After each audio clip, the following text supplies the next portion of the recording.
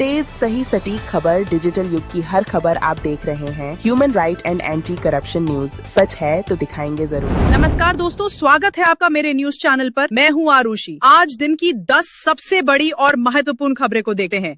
नेपाल में social media ban हटाया गया। नेपाल सरकार ने हाल ही में लगाए गए सोशल मीडिया बैन को हटा लिया है, लेकिन युवा वर्ग अभी भी सरकार विरोधी प्रदर्शनों में सक्रिय है। माना जा रहा है कि इंटरनेट पर रोक हटाने का फैसला स्थिति को सामान्य करने के लिए लिया गया है, लेकिन असल में प्रदर्शनकारियों का गुस्सा अब भी शांत नहीं हुआ है। लगातार हो रही हिंसा में अब तक 20 से ज्यादा लोगों की मौत हो चुकी है और सैकड़ों लोग घायल हुए हैं। स्थिति बिगड़ने पर नेपाल के गृह मंत्री ने इस्तीफा दे दिया। भारत नेपाल सीमा पर भी सुरक्षा बढ़ा दी गई है ताकि हिंसा का असर भारतीय इलाकों में न फैले। हालांकि सोशल मीडिया बैन हटाने के बावजूद देश में तनाव बना हुआ है। भारत में उपराष्ट्रपति चुनाव की प्रक्रिया शुरू। आज संसद भवन में उपराष्ट्रपति चुनाव के लिए मतदान शुरू हुआ। प्रधानमंत्री नरेंद्र मोदी ने सबसे पहले वोट डाला। इस चुनाव में एनडीए उम्मीदवार सीपी राधाकृष्णन और इंडिया ब्लॉक उम्मीदवार बी सुदर्शन के बीच सीधी टक्कर है। दिलचस्प बात यह रही कि कई क्षेत्रीय दलों ने इस चुनाव से दूरी बनाई है, जिससे नतीजों पर असर पड़ सकता है। आईफोन 17 सीरीज के फीचर्स लीक। एप्पल के नए आईफोन 17 को लेकर टेक जगत में उत्सुकता बढ़ गई है। लॉन्च से पहले ही इसके कई फीचर लीक हो गए हैं, जिनमें बेहतर बैटरी परफॉर्मेंस, कैमरा क्वालिटी और नए एआई आधारित टूल्स शामिल बताए जा रहे हैं। उम्मीद है कि आईफोन 17 सीरीज की आधिकारिक लॉन्चिंग इस महीने के अंत तक हो सकती है। तालिबानी मंत्री की भारत यात्रा पर चर्चा। विदेश नीति से जुड़ी एक अहम खबर यह है कि तालिबान के